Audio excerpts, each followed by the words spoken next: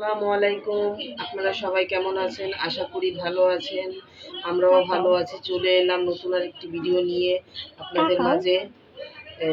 তো আজকের ভিডিওটা শুরু করলাম সন্ধ্যা থেকে।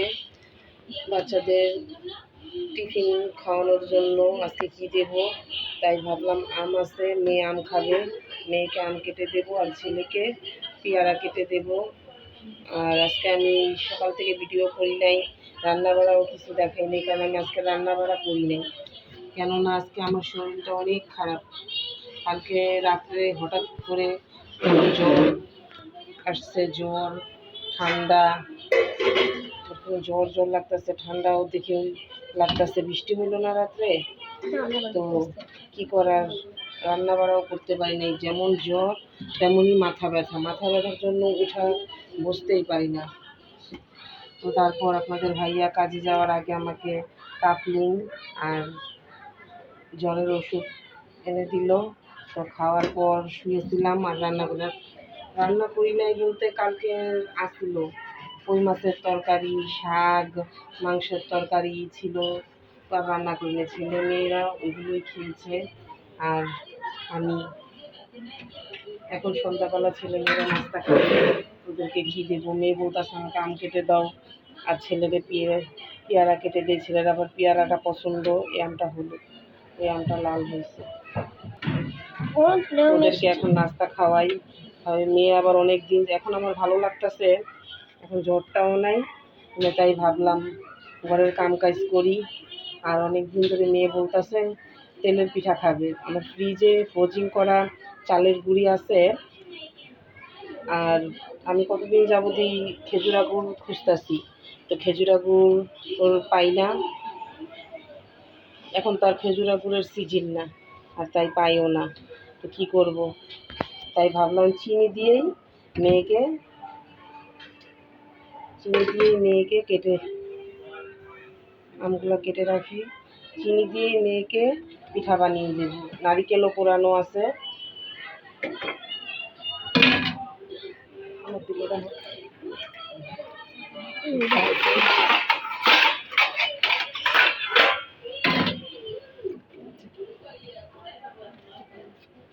তো দেখতে থাকেন। আগে সন্ধ্যার নাস্তাটা দেই ওদেরকে, আমার কথা বলতেও কষ্ট হচ্ছে। দিয়ে পরে তেলের পিঠার আয়োজন করব। আর এইদিকে আমার ঘরের অবস্থাও অনেক বাজে হয়ে আছে। দুজনে তো একা সংসারে, ছেলে মেয়ে ছোট, ওদের কেউ নাই, কে কাজ করে দেবে। ভালো লাগলে, যখন ভালো না লাগে শুয়ে থাকে, আর ভালো লাগলে উঠে সব কাজই করতে হয়। একা সংসারে এই একটাই। তুমি পেয়ারা খাইবা? দুইটাই কাটে। কালকে আমি বাজার থেকে পেয়ারা আনছিলাম। লোকটা বলছিল মিষ্টি হবে, এখন পেয়ারাটা দেখতে বেশি লাগতেছে না। আমি বলছিলাম না, করা হবে, মিষ্টি হবে না, কিছু না, কষ কষ লাগবে। লোকটা বলছে যে না, ভালো হবে, নিয়ে দেখেন আপা, ভালো হবে। 50 টাকা কেজি নিয়েছি, কিন্তু না, খাওয়ার পর দেখি ভালোই। পেয়ারাটা দেখা যায় যেমন কষ হবে, ভালোই মিষ্টি মিষ্টি। তো আমার ভিডিওটা দেখতে থাকেন, আমার সাথেই থাকেন। আজকে চিনি দিয়ে তেলের পিঠা বানাবো, সেটাই আপনাদের সাথে শেয়ার করব।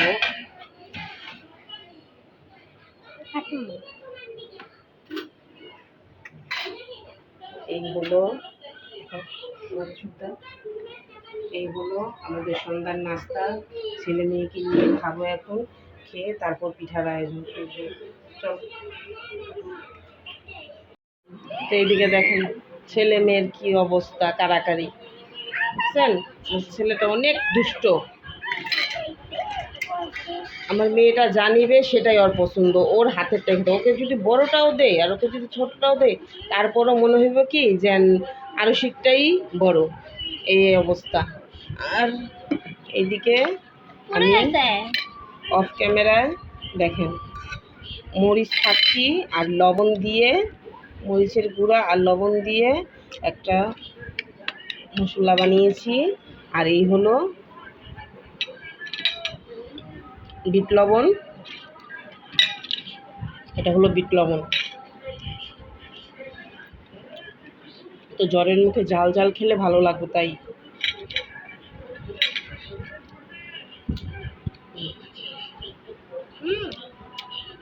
আমটা মানে খুব টকটা, যেটা হলুদ সেটা আরো দ্বিগুণ মিষ্টি।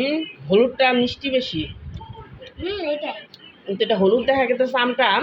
এখানে দেখেন আম দেখেন, দুই রকম আমটা, একটা আম হলুদ হলুদ, আর একটা কি সুন্দর লাল কালার আমটা, কিন্তু লালটার থেকে হলুদ আমটা মিষ্টি বেশি। লাল আমটা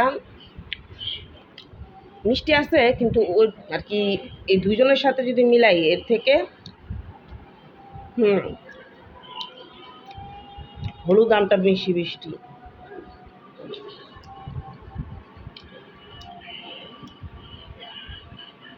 তো ছেলে খেলো না, ছেলে এক পিস পেয়ারা নিয়ে চলে গেল, এক পিস আম খেলো।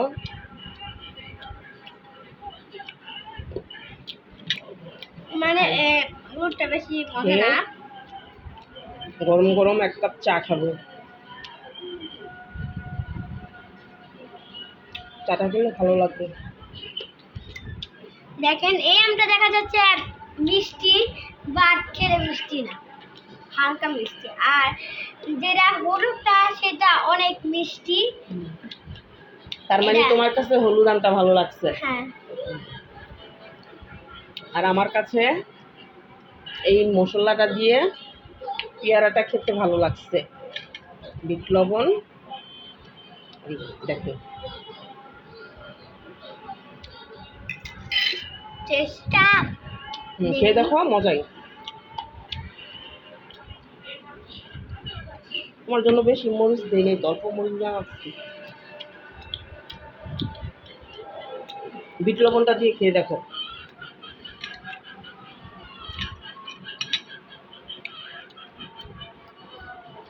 মানে জান না, বাট কেমন একটা নাস্তা খাওয়া দাওয়া হলো, নাস্তা খাওয়ার পর এক কাপ চা না খেলে তো জমেই না। আর যেহেতু মাথা ব্যথা, চাটা এক কাপ খেতেই হবে, তাই কড়া লিটার করে দুধ দিয়ে কাপ চা বানিয়েছি। চাটা খেয়ে মেয়ের জন্য পিঠা বানাতে যাব, অল্প পরিমাণের বানাবো। চিনি দিয়ে তেলের পিঠা তেমন একটা ভালো লাগে না, তাই অল্প পরিমাণে মেয়েকে শুধু বানিয়ে দেব। আর চা খেতে খেতে আপনাদের সাথে একটা জিনিস শেয়ার করি, সেটা হলো আমি ফেসবুক অনলাইন থেকে একটা প্রোডাক্ট নিয়েছি, এটা হলো থানাকা। তো আমার এটা এখন মনে পড়তেছে না কোন পেজের থেকে। তো এটা আমি অর্ডার করছি 399 টাকা, আর ডেলিভারি চার্জ নিয়ে 470 টাকা রাখছে। তো এটা কেমন কি, আমি এর আগে ব্যবহার করিনি, আমার মুখে একটু দাগ আছে, তো সেই জন্য আমি এটা অর্ডার করছি। তো অর্ডার করার পর কালকে আসছে, কালকে আর দেখানো হয় নাই। তো দেখি, এই দেখেন, এটা হলো এরকম। হ্যাঁ, এটা আমি নিজের থেকে অর্ডার করছি, ডেলিভারি চার্জ নিয়ে 470 টাকা পড়ছে, 470 টাকা। তো অরিজিনাল নাকি জানি না, তো অনেক তো গুণগান গাইলো ভালো, এটা সেটা শুনে কাউকে না কাউকে তো বিশ্বাস করতে হবেই, তাই সেই বিশ্বাস থেকে অর্ডার করলাম। তো দেখি ব্যবহার করে কতটুকু দাগ যায়, কতটুকু আমি উপকার পাই।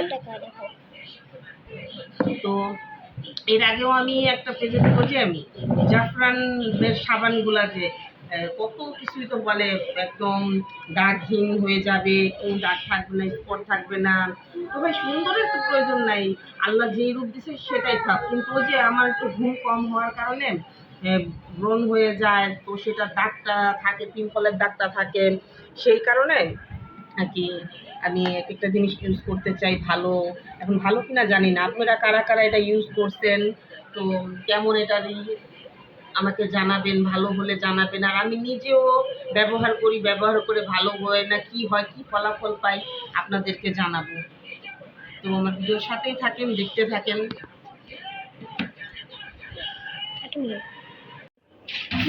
এই যে চলে এলাম নাস্তা খেয়ে পিঠা বানাতে। এই দেখেন আমি 2 কেজি চালের গুঁড়ি নিয়ে ফ্রোজিং করে রেখেছিলাম, ডিপে রেখে দিছি। তো যখন দেখা গেছে খেতে ইচ্ছা করে তো এমন করে আমি রেখে দেই, তো নিয়ে নিয়ে খাই। আমি আজকে অল্প পরিমাণের বানাবো, নিয়ে বললো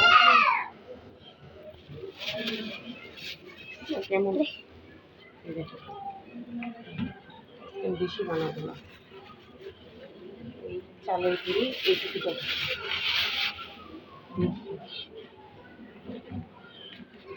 চালের গুঁড়ির ডলাটা আমি ভেঙে নিচ্ছি।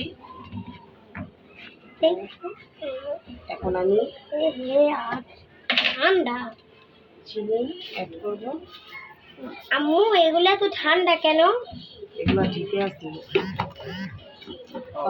হঠাৎ করে বললে এটা আর হয় না, আনতে যাওয়া যায় না, দোকানে থাকে না সবসময়, গুঁড়ি ভাঙানো থাকে না দোকানে, তাই ফ্রিজে রেখে দিলে অনেক সময় কাজে দেয়,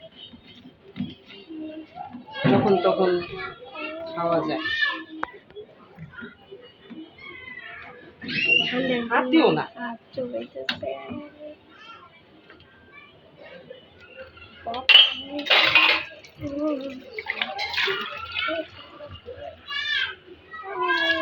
এখন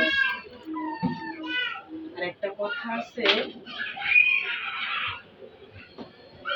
লবণ ছাড়া নাকি ঘিও মাটি, আমাদের ভাষায় বলে, আমাদের আঞ্চলিক ভাষায় লবণ যা কিছু হোক, লবণ নাকি তাতে দিতেই হবে, লবণ ছাড়া ঘিও মাটি।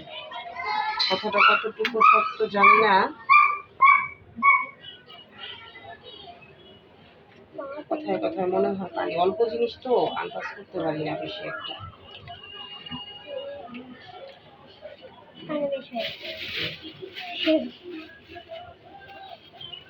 ঠান্ডা পানিতে ঠান্ডা হাত চুবাইতে ভালোই লাগতেছে। আমার ঠান্ডা হাত চুবাইতে মনে হয় ভালোই লাগছে, আশা করি।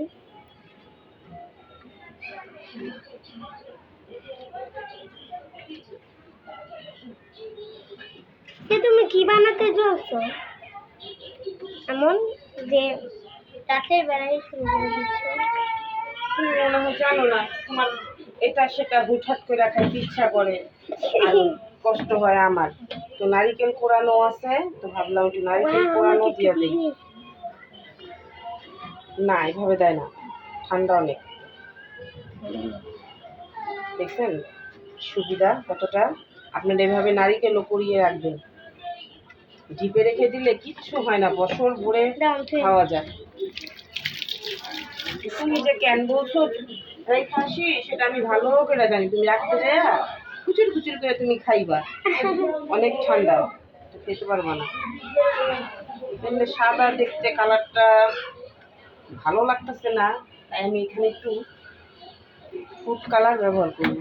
ফুড কালার আমার পছন্দ করতে হবে, আর বাচ্চারা যেহেতু খায়, তখন তো একটু বুঝে নি, কালারফুল না হলে আর চিনি দিয়ে কারি হয়, মিঠাই দিলে তখন কথা কম। আমার মেয়েকে এই ছোটো তেলের পিঠা বানিয়ে দিচ্ছি। নারিকেলটা তো বড় বড় কোরানো, সেই জন্য আর কি পিঠাটা ফুল দেখতে চায় না নারিকেল দেওয়াতে। এই হলো ঝটপট পিঠা বানানো। চালের গুঁড়ি ঘরে রাখলে সব সময় এমন পিঠা বানিয়ে খাওয়া যায়। তো আমি কিছু না কিছু প্রস্তুতি রাখি, চালের গুঁড়ি, নারিকেল কোড়া, এগুলো আমার থাকে। বাস্তবে দেখতে খুব মিঠাইটা হলে একটু ভালো হতো। আর যদি কিন্তু একটা পুরি